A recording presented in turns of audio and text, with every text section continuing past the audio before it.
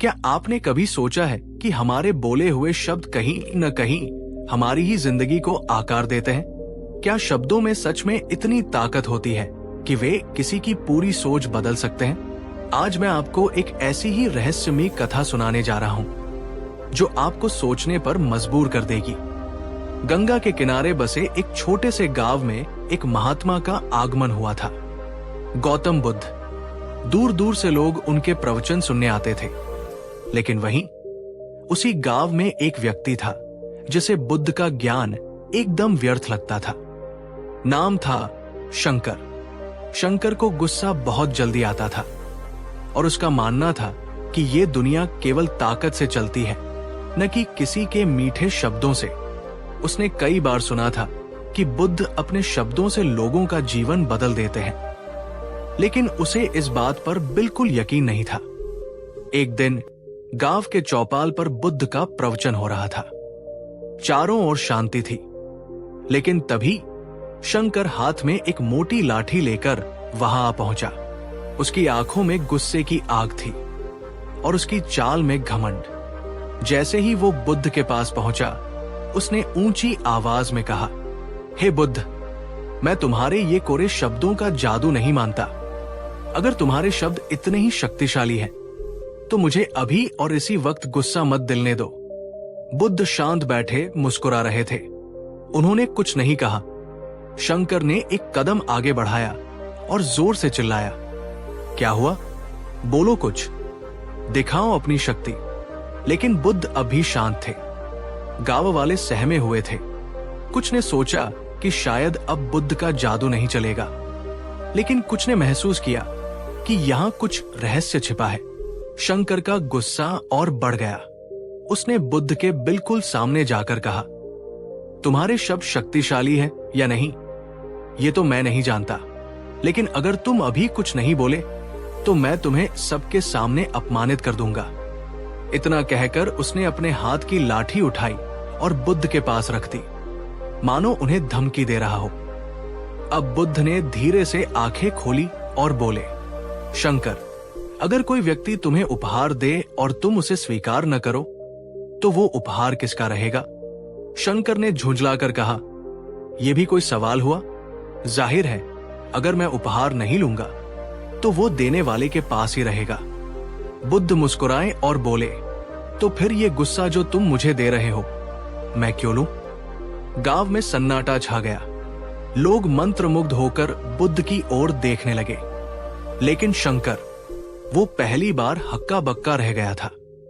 वो कुछ कहना चाहता था, लेकिन शब्द नहीं निकल रहे थे। उसका गुस्सा धीरे धीरे ठंडा हो रहा था। वो बुद्ध की ओर देख रहा था, लेकिन उसकी समझ में नहीं आ रहा था कि ये कैसी शक्ति थी जो बिना कोई हथियार उठाए, बिना कोई चोट पहुंचाए, उसके अंदर के तूफान को शांत कर रही थी। लेकिन क्या शंकर सच में बदल जाएगा? क्या शब्दों की ताकत सच में उसके भीतर बदलाव ला पाएगी? या फिर ये केवल एक पल की शांति थी और उसका गुस्सा फिर से भड़क उठेगा? और अगर शब्दों की शक्ति इतनी गहरी है, तो फिर क्या होगा जब कोई कटु वचन कहे? क्या आपने कभी किसी को गुस्से में ऐसे शब्द कह दिए हैं जिनका आपको बाद में पछतावा हुआ हो? क्या आपने सोचा है कि बोले गए शब्द कभी वापस नहीं आते, लेकिन उनका असर हमेशा बना रहता है? आज की ये कथा आपको एक ऐसी सच्चाई दिखाएगी जो शायद आपकी पूरी सोच बदल दे। शंकर उस दिन बुद्ध के शब्दों से तो चुप हो गया था, लेकिन उसके भीतर कुछ अजीब सा हो रहा था। उसकी पूरी जिंदगी में पहली बार ऐसा हुआ था कि किसी ने उसे शांत कर दिया हो, वो भी केवल शब्दों से। वो सोच रहा था, क्या सच में शब्दों की इतनी ताकत होती है, या फिर ये कोई छलावा है? लेकिन शंकर की गुस्सैल प्रवृत्ति इतनी जल्दी बदलने वाली नहीं थी। उसे अभी भी लग रहा था कि बुद्ध ने कोई खेल खेला है। अगली सुबह जब सूरज हल्के हल्के गंगा की लहरों पर चमकने लगा, शंकर गांव की गलियों में टहल रहा था। तभी उसने देखा कि बुद्ध एक छोटे से बालक के साथ खड़े हैं। वो बालक उनके सामने हाथ जोड़कर खड़ा था, लेकिन उसके चेहरे पर चिंता थी। शंकर उत्सुकतावश पास गया और सुना, भगवन, कल मेरी माँ ने गुस्से में मुझसे कहा कि मैं बेकार हूं, निकम्मा हूं, कभी कुछ नहीं कर पाऊंगा। क्या ये सच है? बुद्ध कुछ क्षण शांत रहे, फिर मुस्कुराकर बोले, क्या तुम्हें पता है ये दुनिया कैसे बनी? बालक चौंका। वो ऐसा प्रश्न सुनने की उम्मीद नहीं कर रहा था। उसने धीरे से कहा, नहीं, भगवान। बुद्ध ने बालक की आंखों में गहराई से देखते हुए कहा, ये दुनिया शब्दों से बनी है। अगर मैं तुम्हें रोज कहूं कि तुम बुद्धिमान हो तो तुम्हें कैसा लगेगा? बालक थोड़ा हंसते हुए बोला, अच्छा लगेगा। बुद्ध ने फिर पूछा, और अगर मैं तुम्हें रोज कहूं कि तुम मूर्ख हो? बालक का चेहरा उतर गया। उसने कहा, बुरा लगेगा।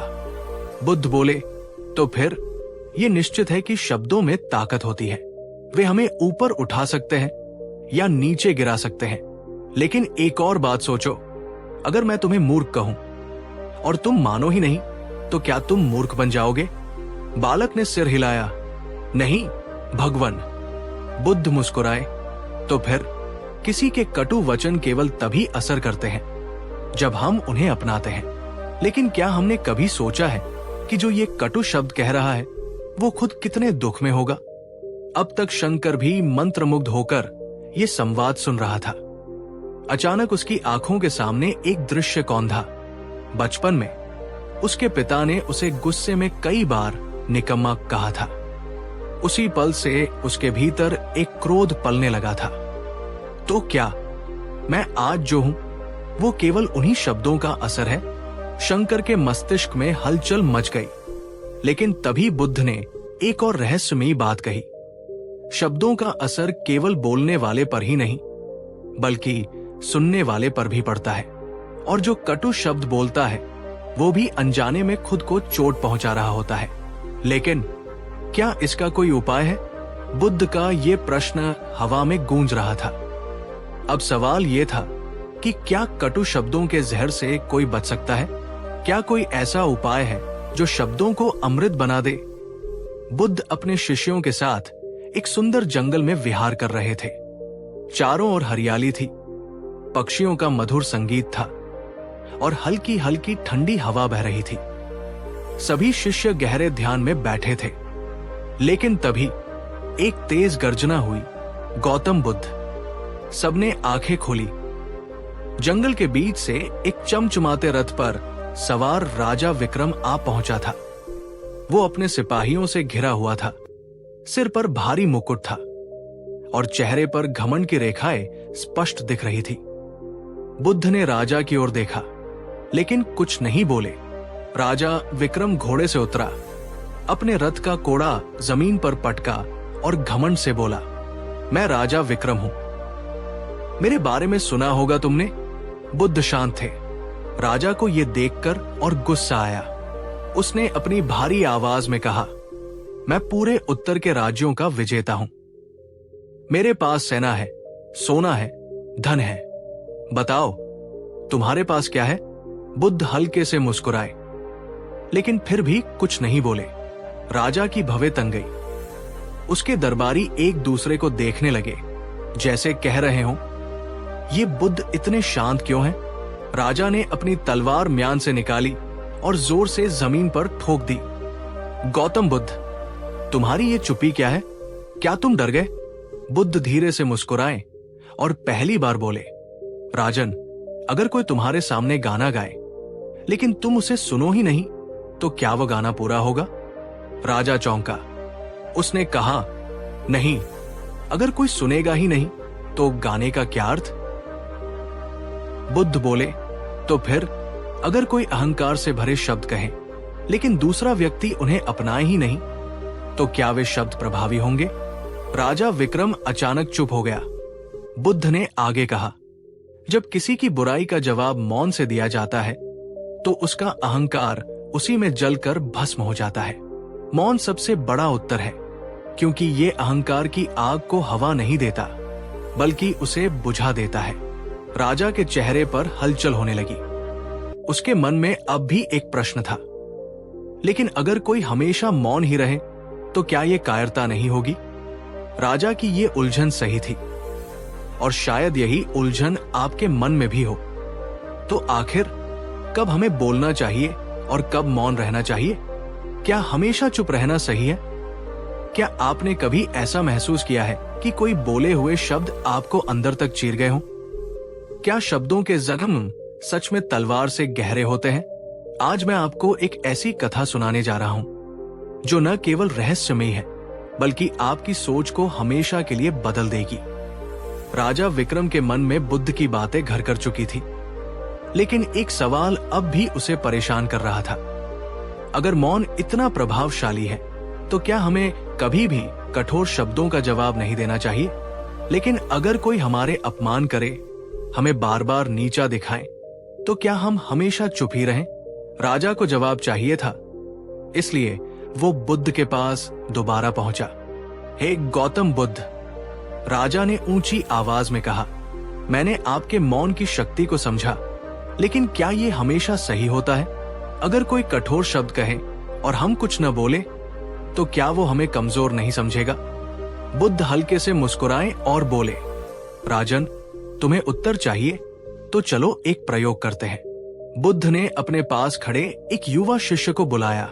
आनंद, आनंद, जाओ और उस पेड़ से एक कील लेकर आओ। आनंद जल्दी से गया और एक पुरानी जंग लगी कील उठा लाया। बुद्ध बोले, अब इस कील को उस लकड़ी के खंभे में ठोंक दो। आनंद ने पूरी ताकत से हथौड़ी उठाई और कील खंभे में गाड़ दी। राजा ये सब ध्यान से देख रहा था। फिर बुद्ध बोले, अब इस कील को निकाल दो। आनंद ने कील निकाल दी, लेकिन जहां कील थी वहां एक गहरा छेद रह गया था। बुद्ध ने राजा की ओर देखा और बोले, राजन, क्या तुम इस छेद को भर सकते हो? राजा ने ध्यान से देखा और सिर हिलाया, नहीं, ये छेद तो हमेशा के लिए रह गया है। बुद्ध बोले, यही कठोर शब्दों की सच्चाई है। जब हम किसी को कटु वचन कहते हैं तो वे शब्द किसी के मन में ऐसे ही गहरे जख्म छोड़ जाते हैं। भले ही हम माफी मांग ले, लेकिन घाव हमेशा रह जाता है। राजा विक्रम अवाक रह गया। उसे अपने जीवन में कहे गए कठोर शब्द याद आने लगे। कई सैनिक जिनकी उसने बेइज्जती की थी, कई सेवक जिन्हें उसने अपमानित किया था, और कई परिवार जो उसके क्रोध का शिकार हुए थे। तो क्या मेरे शब्दों से भी लोगों के मन में ऐसे घाव बने होंगे? राजा का सिर झुक गया। अब उसे एहसास हुआ कि शब्द केवल हवा में नहीं खोते, वे लोगों के हृदय में अंकित हो जाते हैं। लेकिन राजा के मन में एक और सवाल था, अगर कटु शब्द घाव कर सकते हैं, तो क्या कोई ऐसा शब्द भी है जो इन घावों को भर सके? बुद्ध मुस्कुराए, लेकिन इस बार उन्होंने कोई उत्तर नहीं दिया। तो आखिर क्या शब्दों की ताकत केवल नष्ट करने में है, या वे किसी को बचा भी सकते हैं? क्या कोई ऐसा शब्द है जो घाव भर सकता है? क्या आपने कभी सोचा है कि झूठ और सत्य की असली ताकत क्या होती है? क्या झूठ हमेशा जीतता है, या फिर सत्य में कोई अदृश्य शक्ति छिपी होती है? आज की ये कथा आपको ऐसा रहस्य बताएगी जो शायद आपकी पूरी सोच बदल दे। राजा विक्रम अब बदलने लगा था। बुद्ध के शब्दों ने उसके भीतर एक हलचल मचा दी थी। अब वो अधिक सोचने लगा था, अधिक समझने लगा था, लेकिन उसके मन में अभी भी एक प्रश्न था, क्या सत्य की शक्ति वास्तव में झूठ से बड़ी होती है? एक दिन राजा ने बुद्ध से ये प्रश्न किया, हे गौतम बुद्ध, संसार में कई बार मैंने देखा है कि झूठ बोलने वाले लोग सफल हो जाते हैं, जबकि सत्य बोलने वाले दुख झेलते हैं। तो फिर सत्य की शक्ति कहाँ है? बुद्ध मुस्कुराए और बोले, राजन, इस प्रश्न का उत्तर तुम्हें मैं नहीं दूंगा, बल्कि समय देगा। लेकिन तब तक मैं तुम्हें एक कथा सुनाता हूं। बहुत समय पहले की बात है। एक नगर में एक व्यापारी रहता था। नाम था सोमदत्त। वो बहुत चतुर था, लेकिन उसे झूठ बोलने की आदत थी। वो अपने ग्राहकों से हमेशा थोड़ा थोड़ा धोखा करता। कभी सामान की कीमत बढ़ाकर बताता, कभी घटिया माल बेचता, लेकिन फिर भी वो अमीर बनता गया। लोग कहते, देखो झूठ की ताकत, ये आदमी कितना सफल है। उसी नगर में एक और व्यापारी था। नाम था सत्यपाल। वो बिल्कुल ईमानदार था। जो जैसा था वैसा ही बेचता। लोग उसकी ईमानदारी की तारीफ तो करते, लेकिन अक्सर सोमदत्त के पास ही सामान खरीदने जाते, क्योंकि वो मीठे शब्दों में अपने झूठ को लपेटकर पेश करता था। समय बीतता गया, सोमदत्त और अमीर होता गया और सत्यपाल संघर्ष करता रहा। लेकिन फिर एक दिन नगर में एक बड़ा संकट आ गया। बारिश के कारण अनाज खराब हो गया था और लोग भूख से तड़पने लगे। सोमदत्त के गोदाम में बहुत सारा अनाज था, लेकिन उसने सोचा, ये तो मेरी मेहनत की कमाई है, मैं इसे सस्ते में क्यों दूं? उसने अनाज की कीमत दोगुनी कर दी। भूखे लोग मजबूरी में महंगा अनाज खरीदने लगे। कुछ दिनों बाद अचानक नगर में ये अफवाह फैल गई कि सोमदत्त का अनाज खराब हो चुका है और वो लोगों को जहर बेच रहा है। लोगों का गुस्सा फूट पड़ा। वे सोमदत्त के घर पहुंचे और सारा अनाज फेंक दिया। उसका पूरा व्यापार चौपट हो गया। वहीं सत्यपाल के पास बहुत कम अनाज था, लेकिन उसने जो भी बचा था उसे गरीबों में बांट दिया। उसका नाम पूरे नगर में फैल गया। यह है सच्चा व्यापारी। और फिर क्या था, धीरे धीरे उसका व्यापार बढ़ने लगा। लोग अब उसी पर भरोसा करने लगे। राजा विक्रम ने ये कथा सुनी और गहरे विचार में पड़ गया। तो क्या ये सत्य है कि झूठ का साम्राज्य जितना तेजी से खड़ा होता है, उतनी ही तेजी से गिर भी जाता है? बुद्ध मुस्कुराए और बोले, राजन, सत्य और झूठ की लड़ाई हमेशा चलती रहती है। झूठ शुरू में जीतता दिखता है, लेकिन उसकी जड़ें कमजोर होती है। सत्य धीरे धीरे जीतता है, लेकिन उसकी जड़ें गहरी होती है। राजा अब सोच में पड़ गया। अगर सत्य की जड़ें इतनी मजबूत होती हैं, तो फिर संसार में लोग झूठ का सहारा क्यों लेते हैं? तो क्या झूठ से बचने का कोई उपाय है? क्या कोई ऐसा तरीका है जिससे सत्य की राह पर चलते हुए भी हम सफल हो सके? क्या आपने कभी सोचा है कि सफलता का असली मतलब क्या है? क्या दौलत और नाम ही सफलता है, या फिर कुछ और? आज की कथा आपको एक ऐसी सच्चाई बताएगी जो शायद आपकी आंखें खोल दे। राजा विक्रम को अब धीरे धीरे सत्य का महत्व समझ में आने लगा था, लेकिन उसके मन में अभी भी एक सवाल था। अगर सत्य ही अंतिम विजय दिलाता है, तो फिर संसार में इतने लोग झूठ और धोखे का सहारा क्यों लेते हैं? क्या वे भी सफल नहीं है? उसने ये प्रश्न बुद्ध से पूछा। बुद्ध मुस्कुराए और बोले, राजन, सफलता का असली अर्थ जानने के लिए मैं तुम्हें एक कथा सुनाता हूं। बहुत समय पहले की बात है। मगध राज्य में दो मित्र रहते थे, संदीप और चंद्र। दोनों एक ही गांव में पले बढ़े थे, लेकिन दोनों की सोच बहुत अलग थी। संदीप हमेशा मेहनत से काम करता, ईमानदारी से अपने जीवन को आगे बढ़ाने में विश्वास रखता। उसका सपना था कि वो अपने गांव को एक खुशहाल स्थान बनाए। चंद्र को सफलता चाहिए थी, लेकिन जल्दी। उसे कोई परवाह नहीं थी कि उसे ये कैसे मिले। उसने सोच रखा था, धन ही असली शक्ति है। अगर मेरे पास पैसा होगा तो सब मेरी इज्जत करेंगे।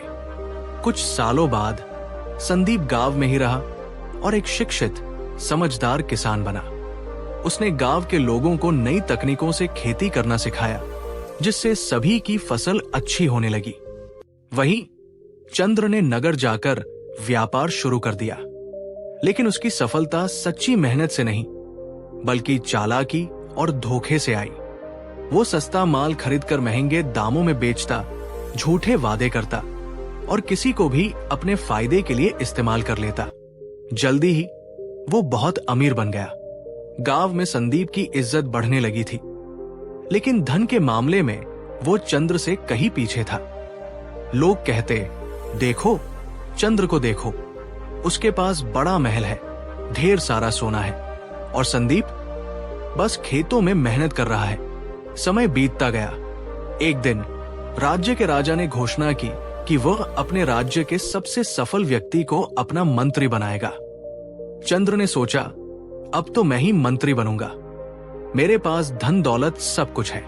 वो राजा के दरबार में पहुंचा और अपने धन और व्यापार की कहानियां सुनाने लगा। राजा ने ध्यान से सुना, फिर कहा, सफलता का मतलब केवल धन नहीं, बल्कि समाज को दिए गए योगदान से भी होता है। राजा ने संदीप के बारे में सुना था। उसने गांव में जाकर देखा कि कैसे उसकी मेहनत से पूरा गांव खुशहाल हुआ था। राजा ने घोषणा कर दी, मेरा नया मंत्री संदीप होगा। चंद्र अवाक रह गया। उसने सोचा, मेरे पास इतना धन था, फिर भी मैं हार गया। बुद्ध ने राजा विक्रम की ओर देखा और कहा, राजन, जो सफलता केवल लालच और छल पर टिकी होती है वो ज्यादा दिन नहीं टिकती। असली सफलता वो होती है जो समाज को लाभ पहुंचाए और लोगों के दिलों में जगह बनाए। राजा विक्रम गहरी सोच में पड़ गया। अगर असली सफलता दूसरों की भलाई में है तो फिर क्यों लोग धन और नाम के पीछे भागते हैं? तो क्या सफलता का असली रहस्य कुछ और ही है? क्या हम बिना लालच के भी जीवन में ऊंचाइयों तक पहुंच सकते हैं? क्या आपने कभी सोचा है कि सबसे बड़ा बलिदान कौन सा होता है? क्या त्याग हमें कुछ खोने की भावना देता है या फिर बदले में कुछ और बड़ा हासिल होता है? आज मैं आपको एक ऐसी कथा सुनाने जा रहा हूं जो न केवल चौंकाने वाली है बल्कि आपके जीवन की दिशा भी बदल सकती है। राजा विक्रम अब जीवन को नए दृष्टिकोण से देखने लगा था। उसने समझ लिया था कि असली सफलता केवल धन में नहीं होती बल्कि समाज की भलाई में भी होती है। लेकिन उसके मन में अब एक और सवाल था, क्या त्याग से ही जीवन महान बनता है? क्या बिना त्याग किए भी कोई बड़ा बन सकता है? उसने ये प्रश्न बुद्ध से किया। बुद्ध ने मुस्कुराकर कहा, राजन, इसका उत्तर मैं नहीं दूंगा, बल्कि एक कथा तुम्हें खुद समझा देगी। बहुत समय पहले की बात है। एक महान संत हुआ करते थे, ऋषि वशिष्ठ। उनके पास ज्ञान की अपार संपत्ति थी, लेकिन उनके पास कोई राजमहल, धन या सेना नहीं थी। फिर भी राजा महाराजा तक उनके पास सलाह लेने आते थे। उसी राज्य में एक और व्यक्ति था, वीरभद्र। वो बहुत शक्तिशाली योद्धा था और हमेशा सोचता था, संसार में केवल ताकत की ही पूजा होती है। एक दिन वीरभद्र ने ऋषि वशिष्ठ को जंगल में ध्यान करते हुए देखा। उसने सोचा, कैसे ये ऋषि बिना किसी शक्ति और धन के इतने महान बन गए? मैं तो तलवार लेकर चलता हूं, फिर भी कोई मुझे उतनी इज्जत नहीं देता। उसने वशिष्ठ के पास जाकर सवाल किया, हे ऋषि, आपके पास ना सेना है, ना धन, ना कोई शक्ति, फिर भी राजा तक आपसे परामर्श लेने आते हैं, क्या कारण है? वशिष्ठ ने मुस्कुराकर कहा, मेरे पास सबसे बड़ी शक्ति है, त्याग की शक्ति। वीरभद्र ने हंसकर कहा, त्याग? ये कैसी शक्ति हुई? जब किसी के पास कुछ नहीं होता तभी तो वो त्याग करता है। वशिष्ठ ने कहा, कल सुबह मैं तुम्हें त्याग की असली शक्ति दिखाऊंगा। अगली सुबह वीरभद्र को वशिष्ठ ने पास बुलाया। सामने एक व्यक्ति बैठा था, एक व्यापारी जो बहुत दुखी था। वशिष्ठ ने पूछा, वत्स, क्यों दुखी हो? व्यापारी बोला, मेरा बेटा बहुत बीमार है। मैंने अपने सारे धन से वैद्य बुलाए, औषधियां मंगवाई, लेकिन कुछ काम नहीं आ रहा। अब मेरे पास कुछ भी नहीं बचा। वशिष्ठ मुस्कुराए और बोले, तुम्हारे पुत्र का इलाज होगा, लेकिन उसके लिए कुछ त्याग करना होगा। व्यापारी घबरा गया, मगर मैंने तो अपना सब कुछ पहले ही खो दिया है, अब त्याग कैसे करूं? वशिष्ठ बोले, त्याग केवल वस्तुओं का नहीं होता, मन का भी होता है। तुमने अपने धन को पकड़ कर रखा, लेकिन कभी उसे खुले दिल से दान नहीं किया। जाओ, किसी गरीब की मदद करो बिना किसी स्वार्थ के, और फिर देखो चमत्कार। व्यापारी ने कांपते हाथों से अपनी आखिरी संपत्ति, एक कीमती मोती, एक भूखे बालक को दान कर दी। अगली सुबह व्यापारी का पुत्र चमत्कारिक रूप से ठीक हो गया। वीरभद्र ये देखकर स्तब्ध रह गया। वशिष्ठ बोले, ये है त्याग की शक्ति। जब तुम अपने स्वार्थ से ऊपर उठकर दूसरों के लिए कुछ छोड़ते हो तो ब्रह्मांड तुम्हें उससे कहीं ज्यादा वापस देता है। राजा विक्रम गहरे सोच में पड़ गया। तो क्या त्याग का अर्थ केवल चीजें छोड़ना नहीं, बल्कि दूसरों की भलाई के लिए स्वार्थ को त्यागना है? लेकिन फिर एक और प्रश्न उठ खड़ा हुआ, अगर त्याग इतना महान है तो क्या हमें अपने सभी सुखों को छोड़ देना चाहिए? तो क्या त्याग और आनंद साथ साथ चल सकते हैं? क्या सुखी रहकर भी कोई महान बन सकता है? राजा विक्रम अब तक कई गूढ़ बातें समझ चुका था। उसने जाना कि सफलता केवल धन से नहीं मिलती और त्याग में भी एक अनोखी शक्ति होती है। लेकिन अब उसके मन में एक और प्रश्न उभर रहा था। अगर त्याग से जीवन महान बनता है, तो फिर क्या हमें अपने सुखों का त्याग कर देना चाहिए? क्या त्याग का मतलब दुखी रहना होता है? उसने ये प्रश्न बुद्ध से पूछा। बुद्ध मुस्कुराए और बोले, राजन, सच्चे सुख का रहस्य बहुत गहरा है। इसे शब्दों से नहीं समझाया जा सकता, लेकिन एक कथा तुम्हें इसका उत्तर दे सकती है। बहुत समय पहले की बात है। मगध राज्य में एक धनी व्यापारी रहता था। नाम था सोमेश्वर। उसके पास अपार धन संपत्ति थी। सोने के महल, हाथियों की सवारियां और हजारों नौकर चाकर। लेकिन फिर भी वो हमेशा बेचैन और दुखी रहता था। हर दिन वो सोचता, मेरे पास सब कुछ है, फिर भी मैं खुश क्यों नहीं हूं? उसी नगर में एक साधु रहते थे, महात्मा रत्नेश। उनके पास कोई धन नहीं था, बस एक लोटा, एक चादर और एक झोंपड़ी। लेकिन उनके चेहरे पर हमेशा शांति और प्रसन्नता रहती थी। एक दिन सोमेश्वर ने सोचा, अगर कोई सच में सुखी है तो ये साधु ही है। मुझे इनसे पूछना चाहिए कि इनका रहस्य क्या है। वो साधु के पास पहुंचा और बोला, महात्मन, मेरे पास अपार धन है, लेकिन फिर भी मन में अशांति रहती है। आपके पास कुछ भी नहीं है, फिर भी आप इतने आनंद में कैसे रहते हैं? महात्मा मुस्कुराए और बोले, वत्स, इसका उत्तर पाने के लिए तुम्हें एक छोटी सी परीक्षा देनी होगी। क्या तुम तैयार हो? सोमेश्वर ने तुरंत हामी भर दी। महात्मा ने कहा, अच्छा, तो तुम अपनी सबसे कीमती वस्तु चुनो और उसे नदी में बहा दो। सोमेश्वर चौंक गया। क्या? मेरी सबसे कीमती वस्तु? लेकिन वो अपने सुख का रहस्य जानना चाहता था, इसलिए उसने अपना सबसे महंगा हीरा उठाया और नदी में फेंक दिया। लेकिन अजीब बात हुई, उसका मन और ज्यादा बेचैन हो गया।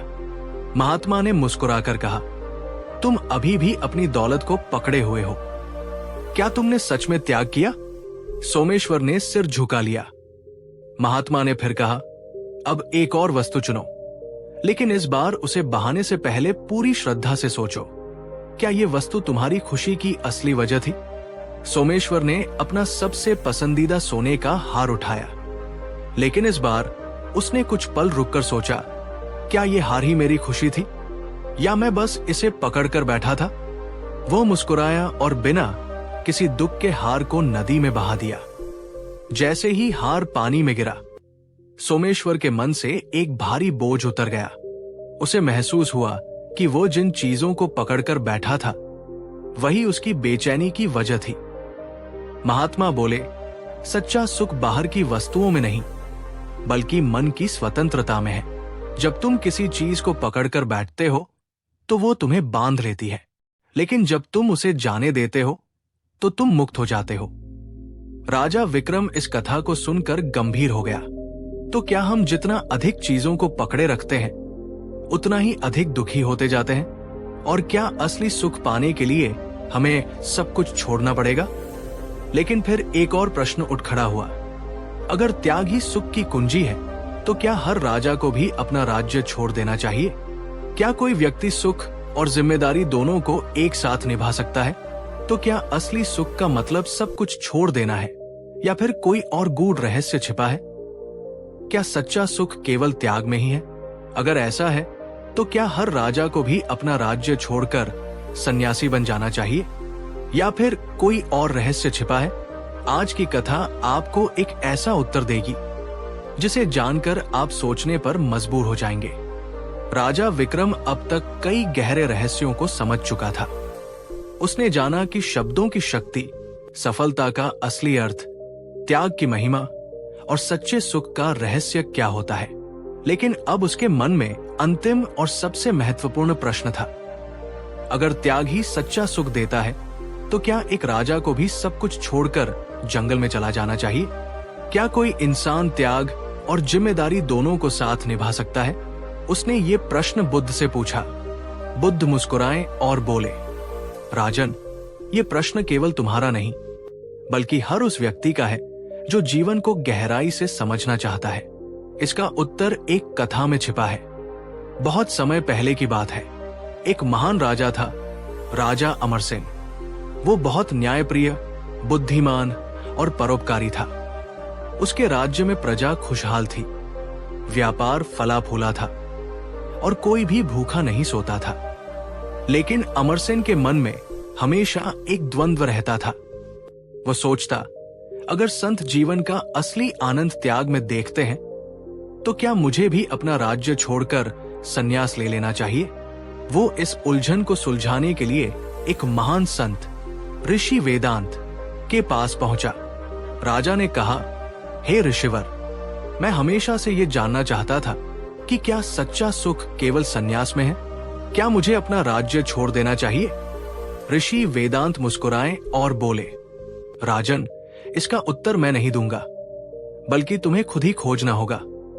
लेकिन इसके लिए तुम्हें एक कार्य करना होगा। क्या तुम तैयार हो? राजा ने सिर झुका दिया। आज्ञा दीजिए गुरुदेव। ऋषि ने कहा, मैं चाहता हूं कि तुम 7 दिन तक जंगल में रहो, बिना किसी ऐश्वर्य, बिना किसी सैनिक और बिना किसी सुविधा के। अगर तुम्हें वहां असली सुख मिल जाए तो समझ लेना कि संन्यास ही तुम्हारा मार्ग है। राजा ने यह चुनौती स्वीकार कर ली। पहला दिन राजा जंगल में अकेला था। उसे भूख लगी, लेकिन उसने किसी से भोजन नहीं मांगा। वो सोचने लगा, क्या यही असली सुख है? तीसरा दिन राजा को एक पेड़ के नीचे ध्यान लगाकर बैठना अच्छा लगने लगा। उसका मन शांत होने लगा, लेकिन फिर भी कहीं न कहीं उसे अपने राज्य की चिंता हो रही थी। 7वां दिन जब राजा जंगल में ध्यान मग्न था, तभी कुछ डाकू गांव पर हमला करने जा रहे थे। राजा ने यह सुना, लेकिन सोचा, अब मैं एक सन्यासी हूं, मुझे इसमें दखल नहीं देना चाहिए। लेकिन तभी उसके अंदर की आत्मा ने कहा, अगर तुम्हारे पास शक्ति है किसी को बचाने की, तो उसे बचाना ही तुम्हारा धर्म है। राजा तुरंत उठा, अपने कौशल और बुद्धिमानी से उन डाकुओं को पराजित कर दिया। गांव के लोग आकर उसके चरणों में गिर पड़े। महाराज, आपने हमारी रक्षा की, आपका शासन हमारे लिए वरदान है। राजा को उस क्षण सत्य का बोध हुआ। वो ऋषि वेदांत के पास लौटा और बोला, हे गुरुदेव, अब मुझे समझ आ गया कि त्याग का अर्थ केवल संसार से मुंह मोड़ना नहीं, बल्कि अपने कर्तव्यों को बिना स्वार्थ और अहंकार के निभाना है।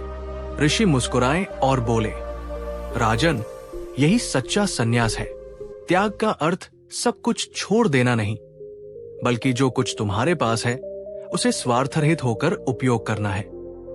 राजा विक्रम इस कथा को सुनकर गहरे सोच में पड़ गया। तो क्या त्याग का अर्थ केवल संन्यास नहीं, बल्कि अपने कर्तव्यों को सही ढंग से निभाना भी है? लेकिन फिर एक और प्रश्न उठ खड़ा हुआ, अगर बिना किसी स्वार्थ के काम करना ही असली सुख है, तो फिर लोग अहंकार और लोभ में क्यों फंसते हैं?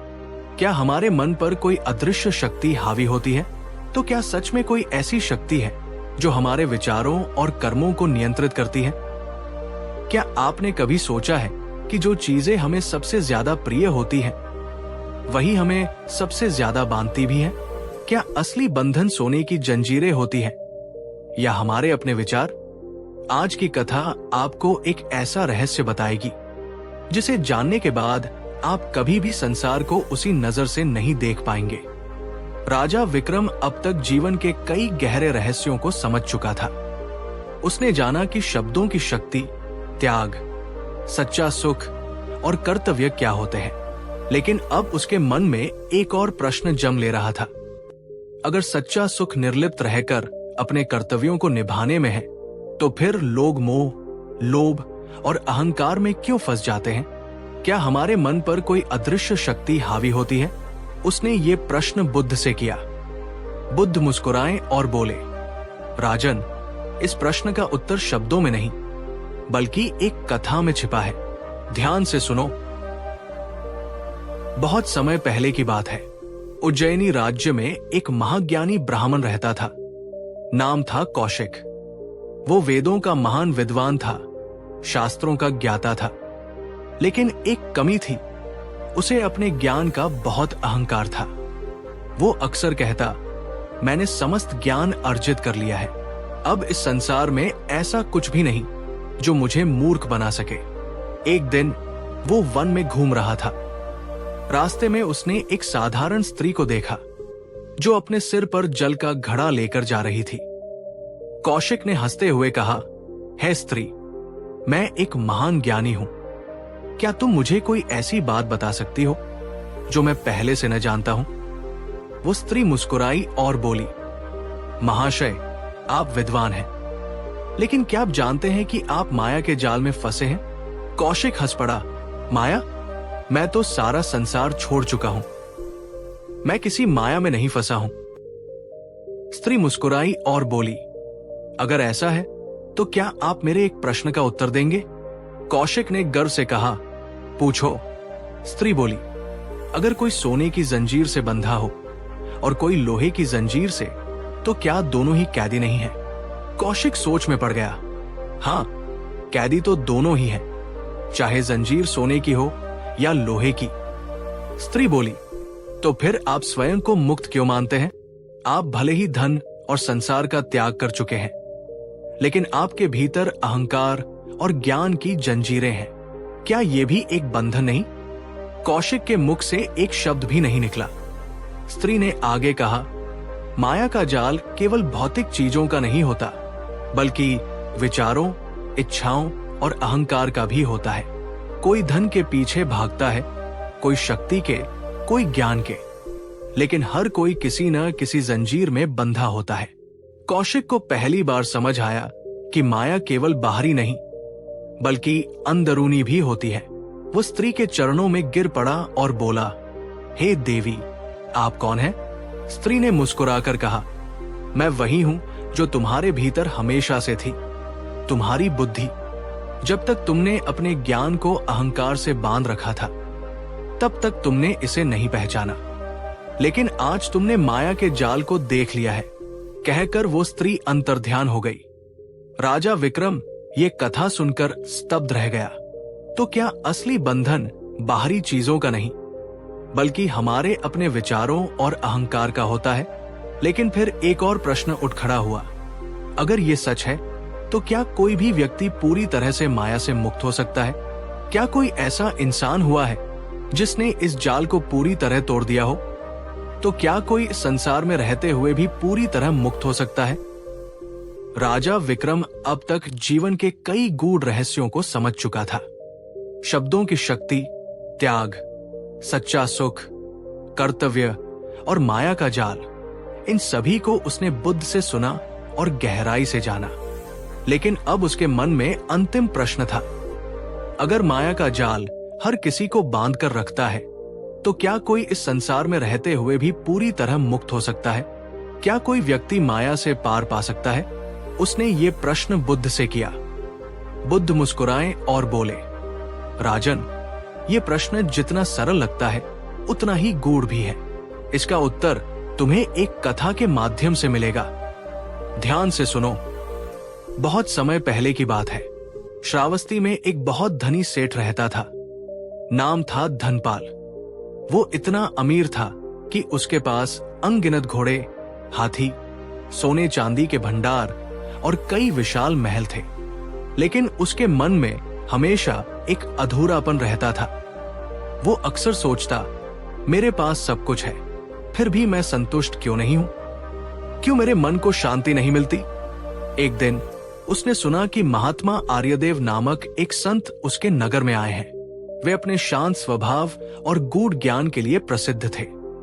धनपाल ने सोचा, हो सकता है कि ये संत मेरे प्रश्न का उत्तर दे सके। वो उनके पास पहुंचा और बोला, हे महात्मन, मैंने जीवन में सब कुछ पा लिया है, धन, वैभव, परिवार, यश, लेकिन फिर भी मुझे शांति नहीं मिलती। कृपया बताइए, असली शांति कैसे पाई जा सकती है? महात्मा आर्यदेव मुस्कुराए और बोले, वत्स, असली शांति पाने के लिए तुम्हें 3 चरणों से गुजरना होगा। क्या तुम तैयार हो?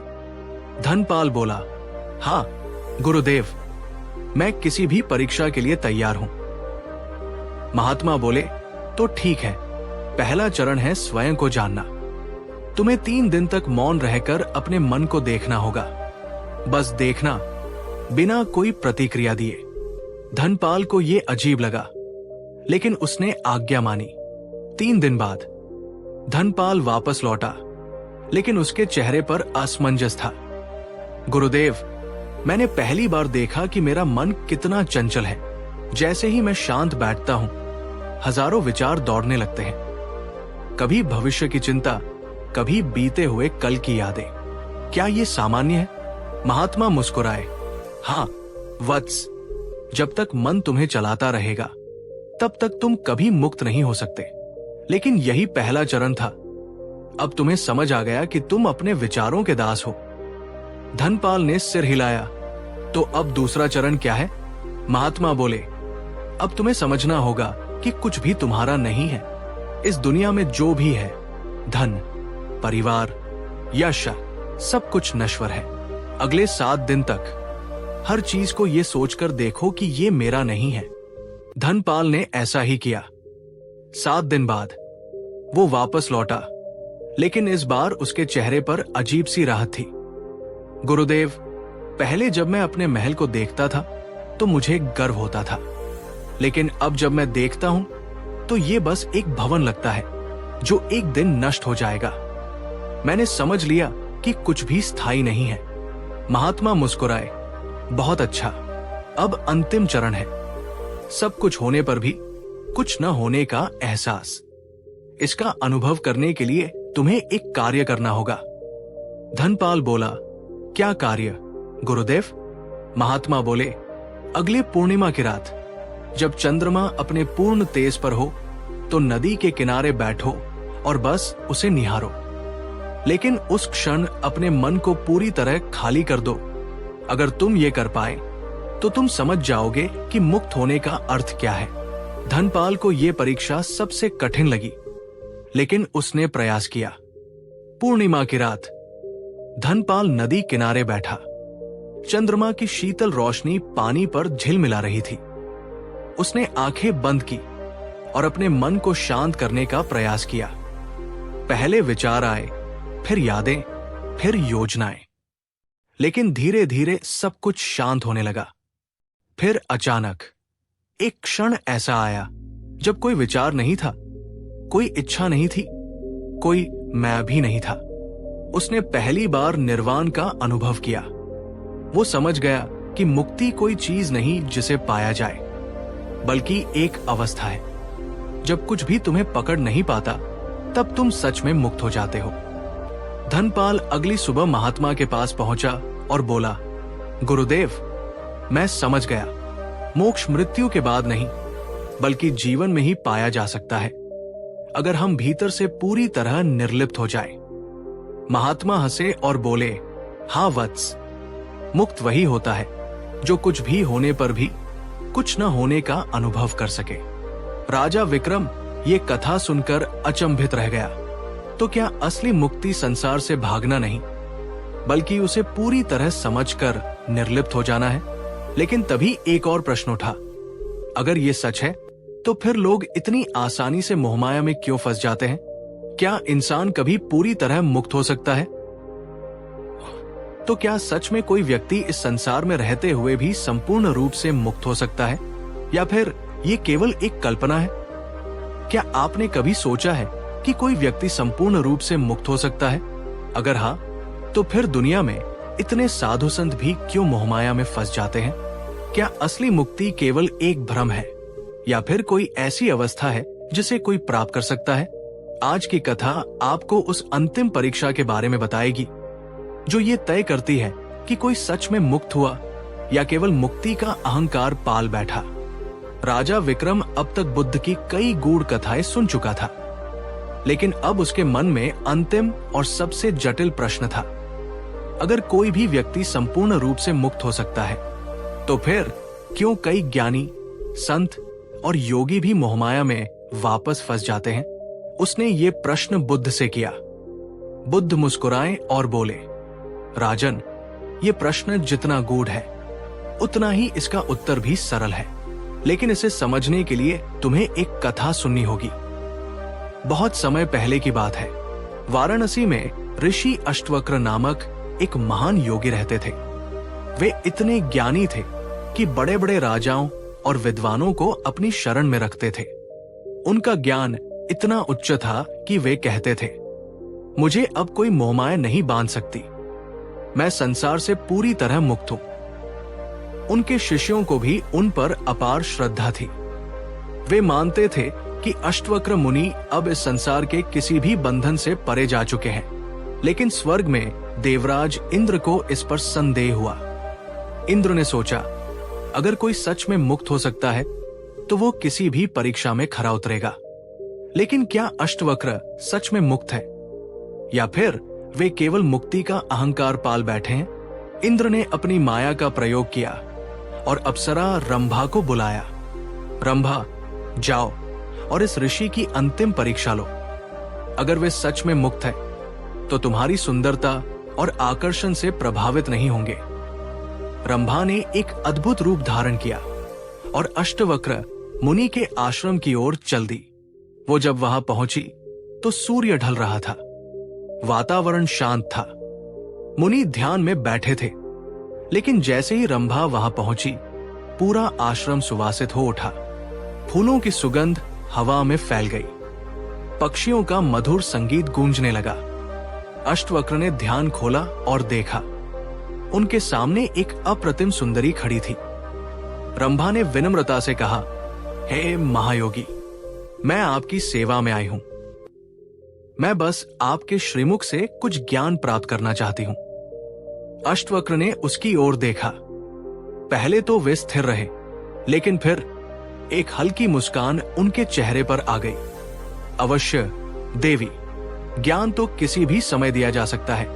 रंभा ने धीरे धीरे आश्रम में कदम रखा और फूलों से सजी हुई भूमि पर बैठ गई। उनकी हर अदा मोहक थी, हर शब्द मधुर था। अष्टवक्र मुनि ने ज्ञान की बातें करनी शुरू की। लेकिन जैसे जैसे वार्तालाप आगे बढ़ा, मुनि का स्वर थोड़ा मधुर होता गया। उनका ध्यान अब केवल ज्ञान पर नहीं, बल्कि उस व्यक्ति पर भी था जो ज्ञान सुन रहा था। धीरे धीरे उनकी चेतना में एक हलचल होने लगी। उन्होंने मन में सोचा, ये स्त्री इतनी सुंदर क्यों है? क्या ये मेरी परीक्षा है? लेकिन मैं तो मुक्त हूं, मुझे कोई मोह नहीं हो सकता। लेकिन जैसे ही उन्होंने मुझे कोई मोह नहीं हो सकता सोचा, उनके भीतर एक हल्का सा अहंकार जाग उठा। उसी क्षण रंभा मुस्कुराई और बोली, हे महायोगी, क्या सच में कोई संसार में रहते हुए भी पूरी तरह मुक्त हो सकता है? ये सुनते ही अष्टवक्र को आभास हुआ कि वे इस परीक्षा में असफल हो चुके थे। उन्हें क्रोध आ गया। ये सब एक छल था। तुम कौन हो? किसने तुम्हें भेजा है? तभी आकाश से देवराज इंद्र प्रकट हुए और हंसते हुए बोले, हे महायोगी, ये कोई छल नहीं था, बल्कि आपकी अंतिम परीक्षा थी। आपने कहा था कि आप पूरी तरह मुक्त हो चुके हैं।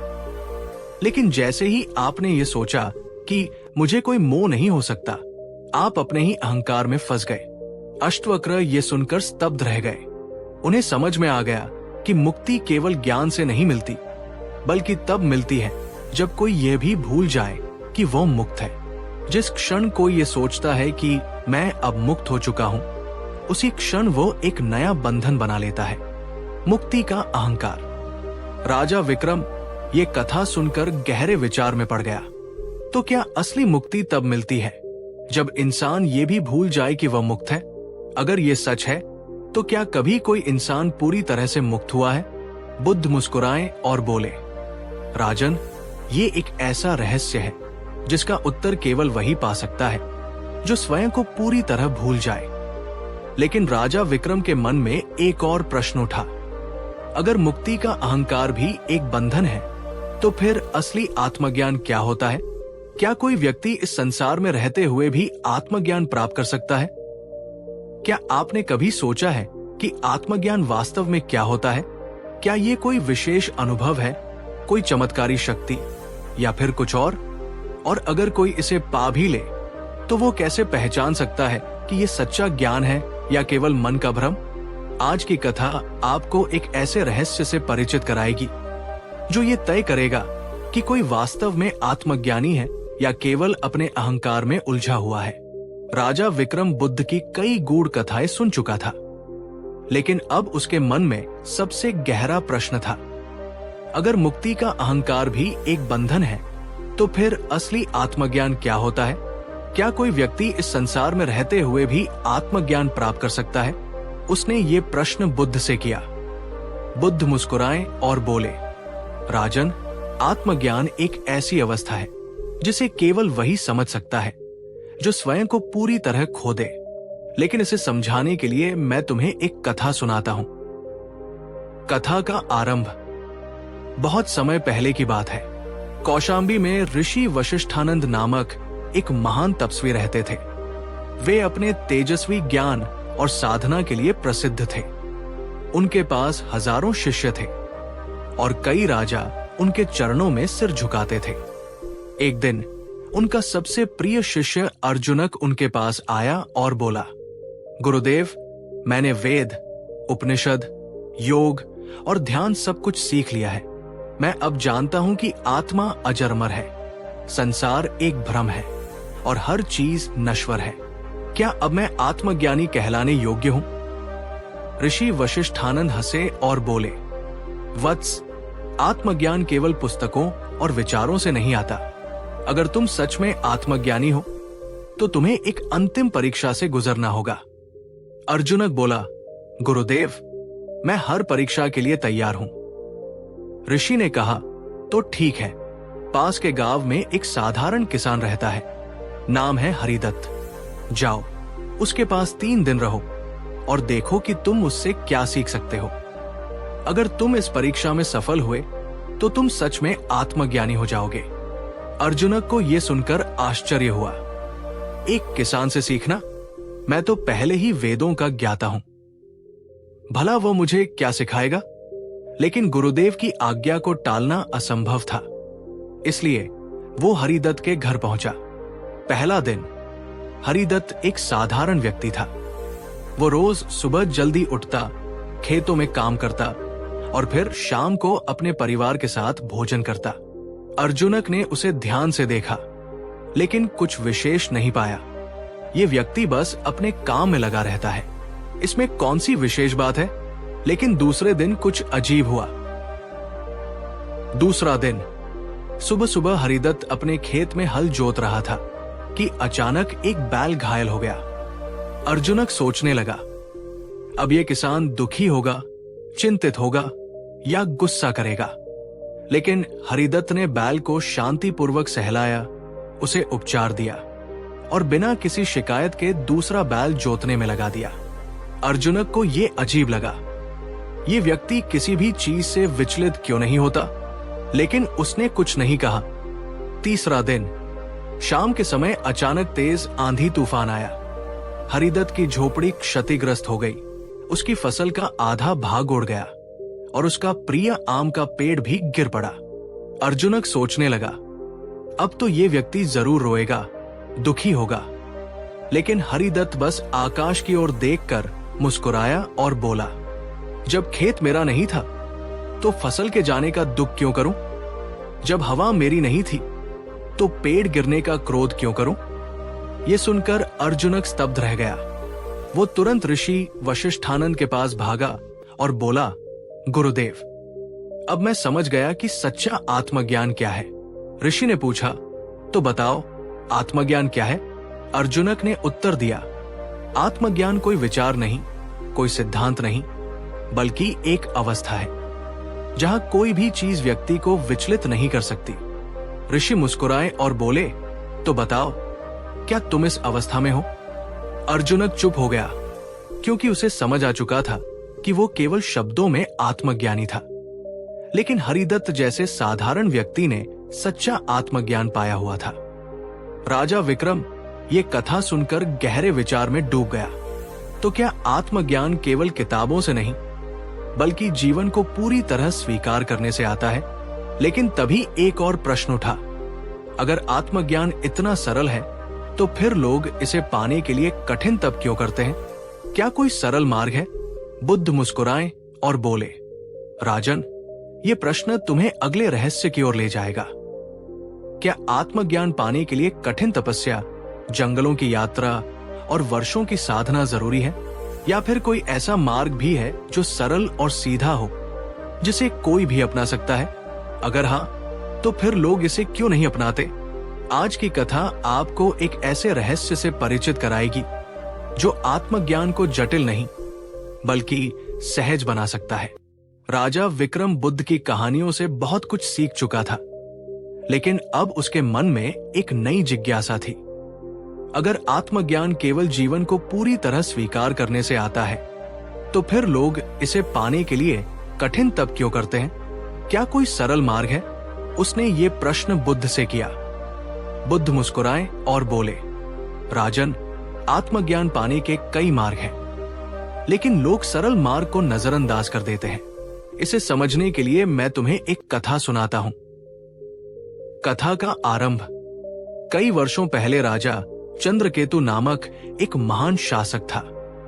वो पराक्रमी, न्यायप्रिय और विद्वान था, लेकिन उसके मन में हमेशा एक अधूरापन बना रहता था। उसने कई ग्रंथ पढ़े, योग और ध्यान किया, लेकिन आत्मज्ञान नहीं पा सका। एक दिन उसने घोषणा की, जो कोई मुझे आत्मज्ञान का सबसे सरल मार्ग बताएगा, मैं उसे अपना गुरु बना लूंगा। कई ऋषि, मुनि और विद्वान आए, लेकिन उनकी जटिल बातों से राजा का मन संतुष्ट नहीं हुआ। तभी दरबार में एक अवधूत सन्यासी आया। उसकी वेशभूषा साधारण थी, लेकिन उसकी आंखों में अपार शांति थी। वो राजा के सामने आया और मुस्कुराते हुए बोला, महाराज, आत्मज्ञान का सबसे सरल मार्ग जानना चाहते हो? राजा ने उत्सुकता से कहा, हाँ, बताइए। अवधूत ने राजा से कहा, पहले मेरे 3 प्रश्नों का उत्तर दो। राजा तैयार हो गया। पहला प्रश्न, अवधूत ने पूछा, राजन, अगर कोई व्यक्ति भोजन करता है तो किसका पेट भरता है? राजा हंसा और बोला, स्वाभाविक है, जो खाएगा उसी का पेट भरेगा। अवधूत ने सिर हिलाया और चुप हो गया। राजा को यह प्रश्न थोड़ा अजीब लगा, लेकिन उसने कुछ नहीं कहा। दूसरा प्रश्न, अवधूत ने फिर पूछा, राजन, अगर कोई व्यक्ति स्नान करता है तो किसका शरीर शुद्ध होता है? राजा फिर हंसा और बोला, जो नहाएगा उसी का शरीर स्वच्छ होगा। अवधूत फिर मुस्कुराया और मौन हो गया। अब राजा को थोड़ी बेचैनी होने लगी। तीसरा प्रश्न, अवधूत ने अंतिम प्रश्न पूछा, अगर कोई व्यक्ति जागता है तो कौन सचेत होता है? राजा ने झुंझलाते हुए कहा, स्वाभाविक रूप से जो जागेगा वही सचेत होगा। अब अवधूत ठाका मारकर हंस पड़ा। राजा को क्रोध आ गया। ये तो बहुत साधारण प्रश्न थे, इनमें आत्मज्ञान का सरल मार्ग कहाँ छिपा है? अवधूत ने शांत भाव से कहा, राजन, तुमने स्वयं उत्तर दे दिए, लेकिन समझे नहीं। जिस तरह कोई और तुम्हारे लिए भोजन नहीं कर सकता, कोई और तुम्हारे लिए स्नान नहीं कर सकता, वैसे ही कोई और तुम्हारे लिए आत्मज्ञान भी नहीं पा सकता। ये तुम्हें स्वयं ही अनुभव करना होगा, क्योंकि आत्मज्ञान किसी किताब, गुरु या कठिन तपस्या से नहीं आता, बल्कि ये केवल अपने भीतर देखने से आता है। राजा चंद्रकेतु का जीवन बदल गया। उसे समझ आ गया कि आत्मज्ञान कहीं बाहर नहीं, बल्कि उसी के भीतर था। राजा विक्रम ये कथा सुनकर सोच में पड़ गया। तो क्या आत्मज्ञान केवल एक आंतरिक जागरूकता है? लेकिन तभी उसके मन में एक और प्रश्न उठा, अगर आत्मज्ञान इतना सरल है तो फिर लोग इसे अपनाने से डरते क्यों हैं? बुद्ध मुस्कुराए और बोले, राजन, यही अगला रहस्य है। राजा विक्रम गहरे विचार में डूब चुका था। अगर आत्मज्ञान इतना सरल है तो फिर लोग इसे अपनाने से डरते क्यों हैं? बुद्ध ने मुस्कुराकर कहा, राजन, क्योंकि आत्मज्ञान का अर्थ केवल जानना नहीं, बल्कि बदलना है, और परिवर्तन से हर कोई डरता है। लोग अपने भ्रमों, इच्छाओं और अहंकार को छोड़ना नहीं चाहते, क्योंकि उन्हें डर लगता है कि अगर उन्होंने सब छोड़ दिया तो वे बचा ही क्या। लेकिन सच्चा आत्मज्ञान पाने वाला जान जाता है कि जब तुम सब कुछ छोड़ देते हो तब तुम वास्तव में सब कुछ पा लेते हो। राजा विक्रम ने सिर झुका लिया। उसे अब अपने सारे प्रश्नों का उत्तर मिल चुका था।